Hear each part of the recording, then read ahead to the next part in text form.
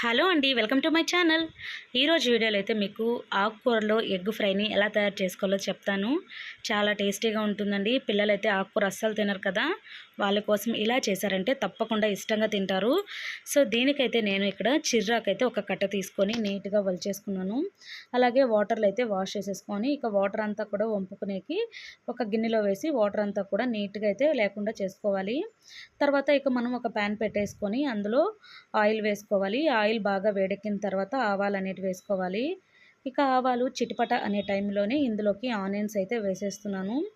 ఇక ఈ ఆనియన్స్ మనకు మంచిగా ఏగేంత వరకు అయితే మనం బాగా కలుపుకుంటూ ఉండాలండి.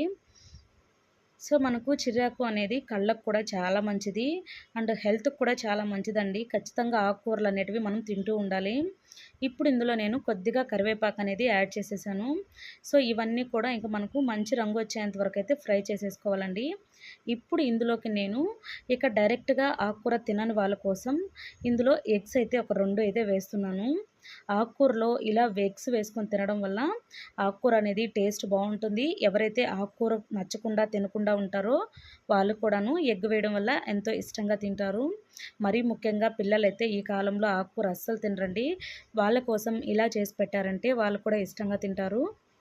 సో ఇక 2 ఎగ్గులు అయితే వేసేసుకొని కొద్దిగా సాల్ట్ వేసుకొని ఇక మొత్తం అయితే కలిపేసుకోవాలండి.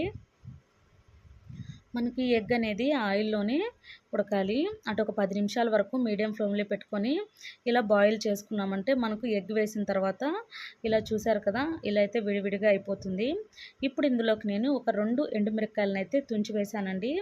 సో ఇవన్నీ వేసేసుకొని ఇంకా 5 నిమిషాలు అలా బాగా కలుపుకున్న తర్వాత మనకు ఎగ్గు ఇలా ఉంది అనే టైంలో ఇప్పుడు ఇందులో చిర్రాకు అయితే వేసేస్తున్నాను.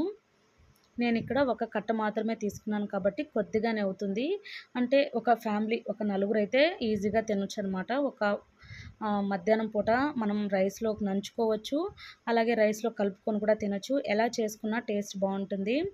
సో ఆకుకూర అయితే ఇందులో మొత్తం వేసేసుకున్నాను. సాల్ట్ ఇంతకుముందే వేశాను కాబట్టి ఇప్పుడైతే నేనేం సాల్ట్ యాడ్ చేయట్లేదండి.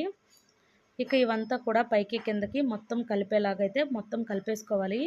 ఆకుకూర అనేది ఈ వాటర్‌తోనే మనకు సరిపోతుందండి. ఇంకా వాటర్ అయితే ఏం యాడ్ చేయని అవసరం లేదు.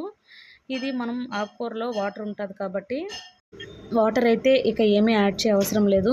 ఒక 10 నిమిషాలు ఇలా మీడియం ఫ్లేమ్లో కుక్ చేసుకున్నామంటే ఇక ఈ వాటర్లోనే ఈ ఆయిల్లోనే ఆకు అనేది కూడా బాగా ఉడికిపోతుందండి. సో చూసారు కదా, మనం ఎంత ఆకు వేసామో ఆయిల్లో కొంచెం వాడిన తర్వాత ఆకు అనేది కొద్దిగానే అయితే అయిపోయిందనమాట. సో ఎగ్గుతో పాటు దీన్ని చేసుకొని తిన్నారంటే ఎగ్గు హెల్త్ అలాగే ఆకుకూర 2 కూడా హెల్త్కి మంచిదే కాబట్టి పిల్లలు కూడా ఎంతో ఇష్టంగా అయితే తింటారు. సో ఇది మనకు ఆకుకూర కూడా బాగా ఇలా చిన్నగా అయిపోయి మనం కొంచెం తీసుకొని టేస్ట్ చూసినప్పుడు అది బాగా ఉడికింది అంటే ఇప్పుడు ఇందులోకైతే మనం కారము ఇవన్నీ కూడా యాడ్ చేసుకోవాల్సి ఉంటుందండి. నేనైతే ఇప్పుడు దీంట్లోకి కొద్దిగా కారం అనేది యాడ్ చేస్తున్నాను. ఇక కారం అనేది మీ టేస్ట్కి సరిపడా చూసి వేసుకోండి. అలాగే కొద్దిగా ధనియాల పొడి ఈ 2 మాత్రమే వేసానండి. ఇక ఎటువంటి పప్పుల పొడి ఇక ఏం వేయలేదు. సింపుల్గా అయితే చేసేసుకోవచ్చు. ఈ 2 వేసేసుకొని నీట్గా మొత్తం కలిపేసుకోవాలి. ఇక ఈ కారం అనేది కొద్దిగా స్మెల్ పోయేంత వరకు మీడియం ఫ్లేమ్లోనే బాగా కుక్ చేసుకున్నామంటే మనకు ఎంతో టేస్టీగా ఆకుకూర అలాగే ఎగ్ ఫ్రై అనేది రెడీ అయిపోతుంది. సో చూసారు కదా, సో మొత్తం కూడా ఆకుకూరకి ఎగ్గుకి ఈ కారము ఇదంతా ఫ్లేవర్ పట్టేలాగైతే మొత్తం కలిపేసుకొని సో ఎంతో టేస్టీగా వేడివేడిగా ఇక మనం సర్వ్ చేసుకొని తిన్నామంటే అంత బాగుంటుందండి. పిల్లలకి ఇప్పుడు స్కూల్కి లంచ్ బాక్స్లో కూడా ఇలా సింపుల్గా చేసి పెట్టామంటే వాళ్ళు కూడా ఇష్టంగా అయితే తింటారు. పైగా హెల్త్కి కూడా చాలా మంచిది కదా. సో వీడియో నచ్చితే లైక్ చేయండి, ఛానల్ని అయితే సబ్స్క్రైబ్ చేసుకోండి. Thank you for watching.